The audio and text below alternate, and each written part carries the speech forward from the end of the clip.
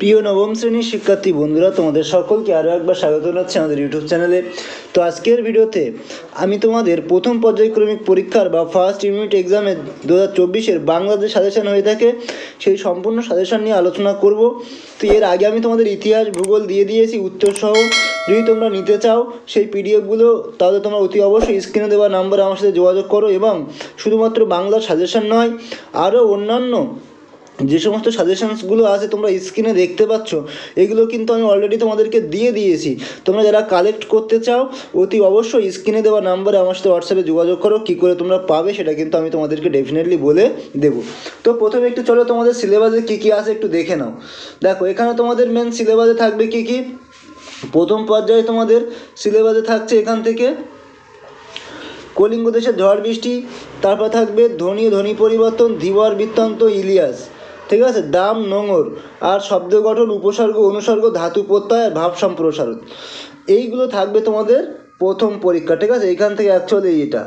তারপর তোমাদের বোম যাত্রীর ডায়েরি থেকে হচ্ছে কারবাস, তারপর হচ্ছে তোমার স্বর্ণপূর্ণ। এখান থেকে তোমার গল্প থাকবে। স্কুল থেকে যতটুকু বলি ততটুকু তোমাকে করে যেতে হবে। তাহলে মেন আমার কী কী থাকছে? মেন থাকছে কলিঙ্গ দেশের ঝড় বৃষ্টি, ধীবর বৃত্তান্ত, ইলিয়াস, দাম, নোঙর। আর ব্যাকরণের মধ্যে থাকবে ধ্বনি পরিবর্তন, উপসর্গ, অনুসর্গ, ধাতু প্রত্যয়, ভাব সম্প্রসারণ। এইগুলো করলে কিন্তু আমি আমার 40 নম্বরটা কিন্তু মোটামুটি কমপ্লিট করতে পারবো। আর বোম যাত্রী থেকে যে কটা প্রশ্ন দেবো সেইগুলো করে গেলেই কিন্তু তোমাদের যথেষ্ট, ওর বাইরে কিন্তু কোশ্চেন করতে হবে না। এরপরে আমরা ডিরেক্টলি চলে যাব সাজেশানে। যেটা তোমরা দেখলে উপরে, সাহিত্য সঞ্চয়ন থেকে তোমার কী কী থাকবে, সহায়ক পাঠ থেকে কী কী থাকবে, ব্যাকরণ থেকে কী কী থাকবে, নির্মিতি থেকে কী কী থাকবে, সেটা আমি সম্পূর্ণ কিন্তু হাতে লিখে এখানে রেখেছি। তোমরা দেখতে পারো। এখানেও আমি নাম্বার বিভাজনটাও কিন্তু লিখে রেখেছি, তোমরা এটাও কিন্তু দেখতে পারো। এর সাথে সাথে আমি একটু বলে রাখি, যেহেতু স্কুলের শিক্ষক বা শিক্ষিকারা এই প্রশ্নগুলো করে থাকবেন, তো সেহেতু তোমাকে নাম্বার বিভাজনে কিন্তু কোথাও কোথাও পরিবর্তন ঘটতে পারে, এর উপর তোমাকে একটু খেয়াল রাখতে হবে। তারপরে দেখো, তাহলে আমরা এবার চলে আসবো কলিঙ্গ দেশের ঝড় বৃষ্টির থেকে। প্রথম কোশ্চেন রেখেছি, কলিঙ্গ দেশের ঝড় বৃষ্টি কাব্যাংশ অবলম্বনে প্রবল প্রাকৃতিক দুর্যোগে বিপর্যস্ত জনজীবনের ছবি কিভাবে ফুটে উঠেছে তা আলোচনা করো। এই প্রশ্নগুলো তোমরা 5 এবং 3 নম্বরের জন্য করে রাখবে। যে কোনো ধরনের প্রশ্ন কিন্তু পরীক্ষায় তোমাদের স্কুলে দিতে পারে। তো যে কোনো টাইপের প্রশ্ন দিক না কেন, তোমাকে রেডি থাকতে হবে লেখার। তো আমি বলবো এগুলোকে 5-এর আকারে তৈরি করে রাখো, যদি 3-এর আকারে আসো তখন লিখে দেবে। 2-একটা দেখো, কলিঙ্গের সমরের সকল লোক যে জৈমিনীকে স্মরণ করার মধ্য দিয়ে কলিঙ্গবাসীর কোন মনোভাবের প্রকাশ ঘটেছে। 3 নম্বর, বিপাকে ভবন ছাড়ি প্রজা দিল রড। কোন স্থানের প্রজার কথা এখানে বলা হয়েছে, তারা কেমন ধরনের বিপাকে পড়েছিল। 4-একটা, নিরবধি 7 দিন বৃষ্টি নিরন্তর। নিরবধি 7 দিন ধরে কোথায় বৃষ্টি হয়েছিল, সেই বৃষ্টিতে সেখানকার প্রজাদের মধ্যে যে দুর্দশা দেখা দিয়েছিল তার বর্ণনা দাও। 5-একটা দেখো, প্রলয় গণিয়া প্রজা ভাবয়ে বিশদ। কোন স্থানের প্রজার কথা এখানে বলা হয়েছে, কোন বিপর্যয়কে তারা প্রলয় ভেবেছিল তা লেখো। এর পরবর্তী দেখো, ধীবর বৃত্তান্ত থেকে। এখান থেকে প্রতিটি প্রশ্নের মান কিন্তু 5। এখন থেকে তুমি আমার একজন বিশিষ্ট বন্ধু হলে, পাঠ্য নাট্যাংশে ধীবর কীভাবে বক্তা বা রাজসাধকের বিশিষ্ট বন্ধু হয়ে উঠেছিল তার নিজের ভাষায় লেখো। 2-একটা, ঘটনাক্রমে সেই আংটি পেল এক ধীবর। কোন আংটির কথা এখানে বলা হয়েছে, ধীবরের আংটিটি পাওয়ার আগের ঘটনাটুকু লেখো। 3 নম্বর প্রশ্ন হচ্ছে, ধীবর বৃত্তান্ত নাট্যাংশ অবলম্বনে ধীবর চরিত্রটি বিশ্লেষণ করো। 4 নম্বর, যে বৃত্তি নিয়ে যে মানুষ জন্মেছে সেই বৃত্তি নিন্দনীয় হলেও তা পরিত্যাগ করা উচিত নয়। কে কখন একথা বলেছে, তার এরকম বলবার কারণ কি। 5-একটা, ব্যাটা বাটপার, আমরা কি তোর জাতির কথা জিজ্ঞেস করেছি। বাটপার বলতে কি বোঝায়, উদ্দিষ্ট ব্যক্তি তার জাতির প্রসঙ্গে কি বলেছিল। 6 নম্বর প্রশ্ন দেখো, মণিখচিত রাজার নাম খোদাই করা। এই অর্থাৎ রাজার আংটি তুই কোথায় পেলি। জেলে রাজার আংটি কিভাবে পেয়েছিল, সে কোথায় ও কেন রাজরক্ষীদের হাতে ধরা পড়েছিল। এর পরবর্তী যে প্রশ্নগুলো আছে ইলিয়াস থেকে, দেখো ইলিয়াস থেকে কী করবো, লিও তলস্তয়ের ইলিয়াস গল্প অবলম্বনে সংশয়মাগী চরিত্র বা ইলিয়াসের চরিত্র বিশ্লেষণ করো। 2-একটা, ধনী অবস্থা থেকে ইলিয়াসের একেবারে সর্বহারা হয়ে যাওয়ার পেছনে যেসব কারণ গল্পটিতে ফুটে উঠেছে তা লিপিবদ্ধ করো। 3 নম্বরটা, ইলিয়াস তো ভাগ্যবান পুরুষ।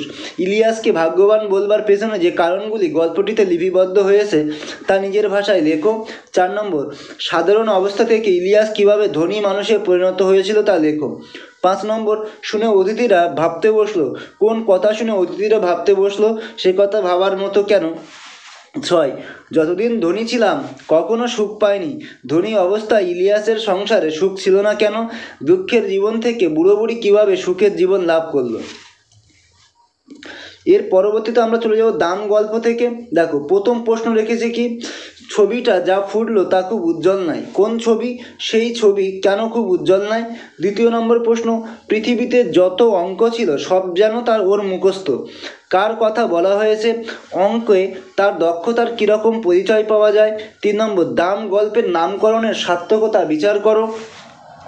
তার পরবর্তী কোশ্চেন 4 নম্বর, স্কুলে কি বিভীষিকায় যে ছিলেন ভদ্রলোকটির যে বিভীষিকাময় ছবি গল্পটিতে ফুটে উঠেছে তার পরিচয় দাও। 5 নম্বর, মাস্টারমশাইয়ের কাছ থেকে এইটুকুই আমার নগদ লাভ। কে কি লাভ করেছে? মাস্টারমশাইয়ের কাছ থেকে কিভাবে লাভ করেছে বর্ণনা করো। 6 নম্বর প্রশ্ন দেখো, ওর ভয়ে তারাই তটস্থ হয়ে থাকতো। কার ভয়ে কারা তটস্থ হয়ে থাকতো? উদ্দিষ্ট ব্যক্তিকে ভয় পাওয়ার কারণ ব্যাখ্যা করো। আমার ছাত্র আমাকে অমর করে দিয়েছে, বক্তাকে কিভাবে তিনি অমরত্ব লাভ করেছেন? স্বর্গের দরজাতেও ঠিক এই কথাই লেখা রয়েছে। কোন কথা? বক্তার এমন মন্তব্যের কারণ কি? 9 নম্বর প্রশ্ন দেখো, এ অপরাধ আমি বইব কী করে, এ লজ্জা আমি কোথায় রাখবো? উদ্ধৃতিটির আলোকে বক্তার আত্মশুদ্ধি কিভাবে ঘটেছিল তা আলোচনা করো। 10 নম্বর, গাধা পিটিয়ে ঘোড়া করতে গেলে গাধাটাই পঞ্চত্ব পায়, তাৎপর্য বিশ্লেষণ করো। এরপরে বন্ধুরা আমরা নোঙর কবিতার যে প্রশ্নগুলো আছে সেই প্রশ্নগুলো একবার একটু দেখে নেব। প্রথম প্রশ্ন, যতই তারার দিকে চেয়ে কবি করি দিকের নিশানা ততই বিরামহীন এই দ্বার টানা। উদ্ধৃতাংশের বক্তাকে তারার দিকে চেয়ে কবির নিশানা কবি করেন কেন? বক্তার দাঁড় টানা বিরামহীন হওয়ার কারণ কি? 2 নম্বর প্রশ্ন, নোঙরের কাছি বাঁধি তবু এ নৌকা চিরকাল। কোন নৌকার কথা এখানে বলা হয়েছে? এ নৌকা চিরকাল নোঙরের কাছির সঙ্গে বাধা পড়ার তাৎপর্যটি বুঝিয়ে দাও। 3 নম্বর, নোঙর কবিতার বিষয়বস্তু অবলম্বনে কবির মানসিকতার পরিচয় দাও। 4 নম্বর, সারা রাত মিছে দাঁড় টানি, কবি মিছে দাঁড় টানাকে মিছে বলেছেন কেন? মিছে জেনেও কবি কেন দাঁড় টানেন? তারপরটা দেখো, বোমযাত্রীর ডায়েরি। এই বোমযাত্রীর ডায়েরি থেকে প্রথম যে প্রশ্নটা তোমরা করবে, প্রথম প্রশ্ন দেখো, বোমযাত্রী ডায়েরি অবলম্বনে প্রফেসর শঙ্কু আবিষ্কৃত রোবট বিদুশেখরের সংক্ষিপ্ত পরিচয় দাও। 2 নম্বর, লেখকের হাতে শঙ্কুর ডায়েরি আসার কাহিনীটি লেখো। 3 নম্বর, বোমযাত্রীর ডায়েরি অবলম্বনে মঙ্গলাভিযানের বর্ণনা দাও। 4 নম্বর, মঙ্গল যে কত অমঙ্গল হতে পারে সেটা হাড়ে হাড়ে টের পেয়েছি।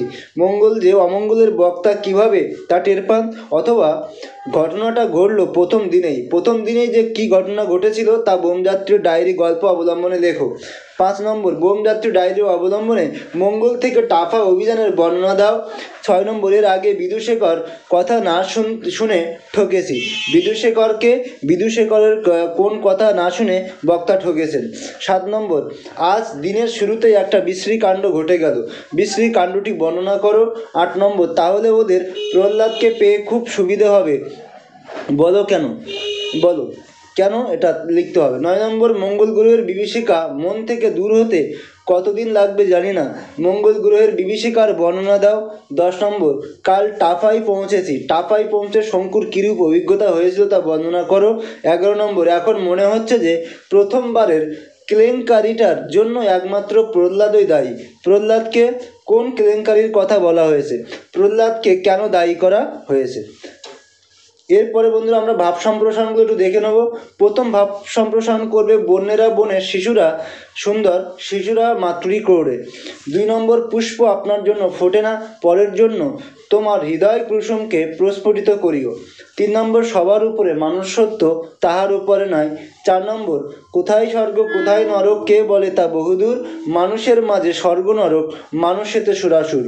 5 নম্বর প্রশ্ন, অন্যায় যে করে আর অন্যায় যে সহে তব ঘৃণা তারে যেন তৃণ সমদহে। 6 নম্বর প্রশ্ন দেখো, চোর দোষী বটে কিন্তু কৃপণ, ধনী তদপেক্ষা শতগুণে দায়ী। 7 নম্বর, উত্তম নিশ্চিন্তে চলে অধমেরও পথে, তিনিই মধ্যম যিনি চলেন তফাতে। 8 নম্বর শৈবাল দিঘিরে বলে উচ্চ করি শির, লিখে রেখো দিও এক ফোঁটা দিলাম শিশির। নদীর এপার কয়ে ছাড়িয়া নিঃশ্বাস, ওপারেতে সর্বসুখ আমার বিশ্বাস। 10 নম্বর বহুদিন ধরে বহু ক্রোশ দূরে, বহু ব্যয় করি বহু দেশ ঘুরে, দেখিতে গিয়েছি সিন্ধু। এটা একটু লাইনটা বড় আছে, আমি জাস্ট সংক্ষিপ্ত আকারে লিখে রেখেছি, তোমরা যাতে 2-1 লাইন দেখলেই বুঝতে পারো। 11 নম্বর প্রশ্ন আপনারে লয়ে বিব্রত রহিতে, আসে নাই কেহ অবনী পরে। 12 নম্বর প্রশ্ন ছোট ছোট বালুকণা বিন্দু বিন্দু জল, গড়ি তোলে মহাদেশ সাগর ও অতল। এই যে 12খানা প্রশ্ন তোমরা দেখতে পেলে ভাব সম্প্রসারণ। তো বন্ধুরা আমি তোমাদের গদ্য পদ্যের সম্পূর্ণ কিন্তু দিয়ে দিলাম, ভাব সম্প্রসারণ দিয়ে দিয়েছি, বোমযাত্রী ডায়েরি দিয়ে দিয়েছি। যদি তোমরা এই প্রশ্নগুলো ফার্স্ট টাইমের জন্য রেডি করে যেতে পারো আর তোমাদের স্কুলের সিলেবাস যদি সেম থাকে, তাহলে তুমি নিশ্চিন্তে থাকো, এখান থেকে তুমি কিন্তু মিনিমাম 85 to 90% উপরে কিন্তু কোশ্চেন তুমি পরীক্ষাতে কমন পাবেই পাবে। তবু একবার একটু বলে রাখি, স্কুলের স্যার ম্যামেরা যে সমস্ত প্রশ্নগুলোকে সাজেস্ট করবেন বা যে সমস্ত প্রশ্নগুলোকে গুরুত্ব দিয়ে পড়াচ্ছেন, সেইগুলোকেই তুমি আগে ভালো করে প্র্যাকটিস করবে, ঠিক আছে? যদি তুমি ওইগুলোকে আরও ভালো করে প্র্যাকটিস করে রাখো, তার পাশাপাশি যদি আমার এই সাজেশনকে একটু প্র্যাকটিস করে রাখো, তাহলে দেখবে তুমি কিন্তু সমস্ত কোশ্চেন পরীক্ষায় কমন পেয়ে যাবে। তো ভিডিও আর বেশি দীর্ঘায়িত করবো না। যদি ভিডিওটি ভালো লাগে অবশ্যই একটি লাইক করবে, কমেন্ট করবে, শেয়ার করে দিও বন্ধুদের সাথে।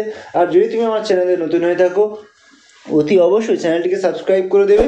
তো আজকের ভিডিও এই পর্যন্ত, দেখা হচ্ছে এরকম কোনো একটা ইম্পর্টেন্ট ভিডিওতে। ততক্ষণ সবাই খুব খুব ভালো থাকবে। সবাইকে অনেক অনেক ধন্যবাদ।